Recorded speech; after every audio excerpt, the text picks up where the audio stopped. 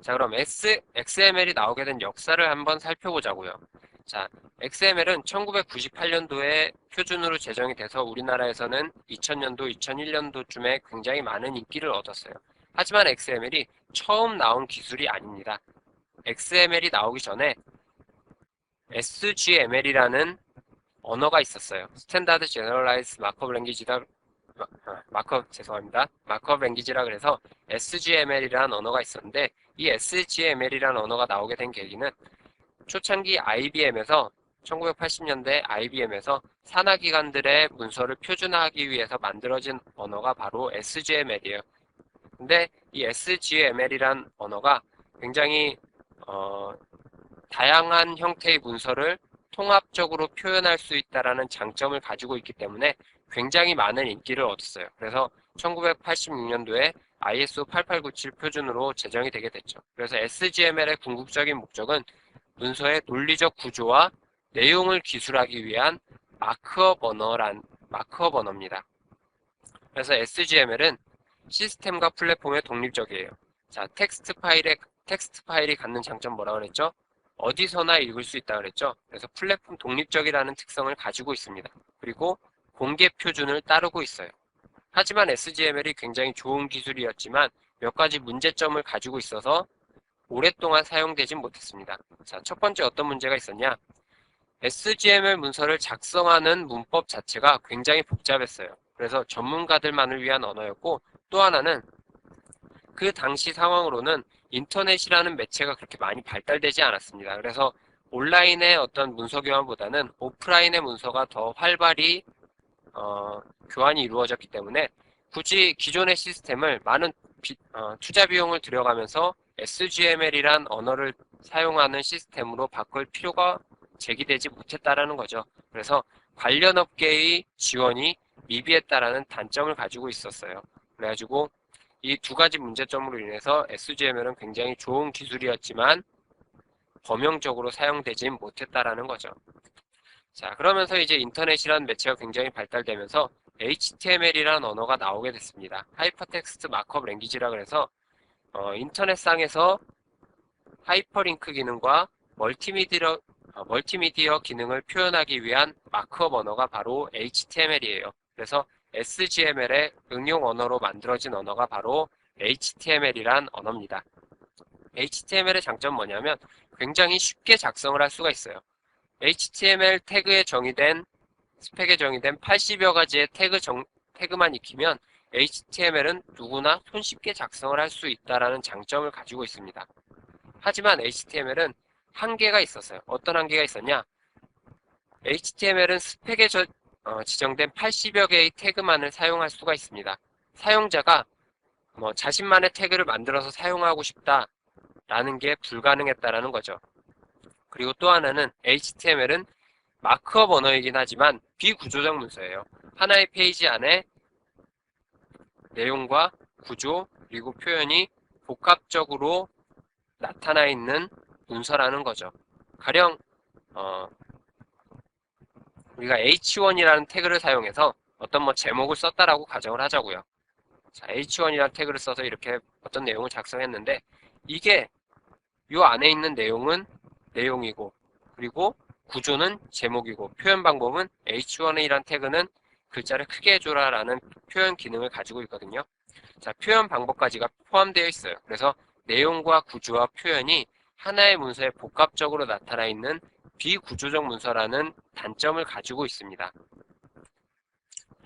그래서 HTML은 굉장히 범용적으로 사용될 수 있긴 했지만 비구조적 문서라는 단점을 가지고 있었고 그리고 SGML은 구조적 문서이긴 했는데 굉장히 작성 방법이 어렵기 때문에 범용적으로 사용되긴 힘들었어요. 그래서 SGML의 구조적 문서라는 장점과 그리고 HTML의 범용성이라는 장점을 가지고 만들어진 언어가 바로 XML이란 언어예요.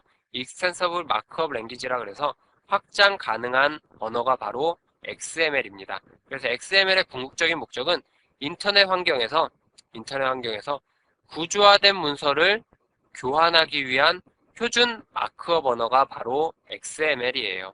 그래서 XML의 주 용도는 인터넷 환경에서 어떤 문서 교환의 용도로 가장 잘 활용될 수 있습니다. 물론 이 외에도 XML을 활용할 수 있는 분야는 굉장히 많아요. 요거는 제가 나중에 다시 설명을 드리기로 하고, 자, 어쨌든 XML이란 언어는 SGML의 구조적 문서의 장점과 그리고 HTML의 범용성이라는 장점을 수용해서 만들어진 언어가 바로 XML이란 언어입니다. 그래서 XML은 1998년도 2월에 W3C에 의해서 표준안으로 확정이 됐습니다. 이 W3C란 기관은 월드와이드 웹 컨소시엄이라 그래서 인터넷에 관련된 표준을 제정하는 기관이에요. 그래서 W3C에 의해서 1998년 2월에 표준으로 XML이란 기술이 표준으로 확정이 되게 됐습니다. 자, 다음으로 XML이 갖는 장점을 한번 보자고요. 자, XML은 호환성이 뛰어납니다. 자, XML은 W3C에 제정된 표준 규칙만 따르면, 스펙에 정의된 표준 작성 규칙만 따르면 어디에서든지 사용이 가능합니다. 또한 XML은 텍스트 파일이기 때문에 하드웨어나 운영체제나 프로그래밍 언어, 자바로 작성됐든 C샵으로 작성됐든 어떤 프로그램에서든지 독립적으로 사용될 수가 있어요. 그리고 XML은 확장성이 굉장히 뛰어납니다. 가령 HTML에서는 사용자가 스펙에서 정의된 80여 가지의 태그만이 사용 가능했지만 XML은 사용자가 다양한 형태의 태그를 정의해서 사용을 할 수가 있어요. 그래서 XML 문서는 사용자에 따라 다양한 형태의 문서 작성이 가능합니다.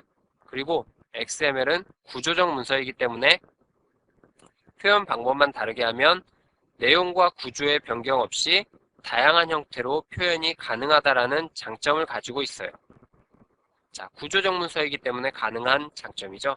그리고 검색 능력이 뛰어납니다.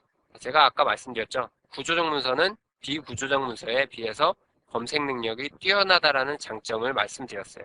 역시나 XML이 구조적 문서이기 때문에 비구조적 문서에 비해서 검색 능력이 굉장히 뛰어나다라는 겁니다.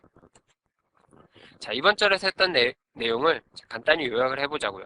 자, HTML의 주 목적은 웹에서 사용되는 문서를 표현하기 위한 언어예요. 하지만 XML과 SGML은 문서를 구조화하기 위한 언어입니다.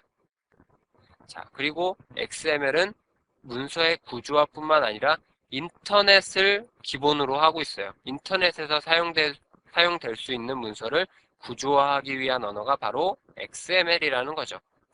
그리고 HTML은 굉장히 문법이 느슨해요. 자, 무슨 얘기인고 하니 HTML은 문법을 정확히 지키지 않더라도 인터넷 익스플로러가 알아서 해석을 해서 보여주게 됩니다. 하지만 SGML과 XML은 스펙에서 정의된 문법을 정확히 지켜야지만 해석이 가능해요. 그렇기 때문에 문법을 굉장히 엄격하게 지켜야만 합니다. 그리고 HTML은 고정된 태그만을 사용해요. 대략 제가 80여 개 정도로 기억을 하고 있는데 80여 개 정도의 태그만을 사용해서 문서 표현이 가능하지만 XML은 사용자가 직접 태그를 정의해서 사용할 수가 있어요. 그렇기 때문에 다양한 확장이 가능하다라는 거죠.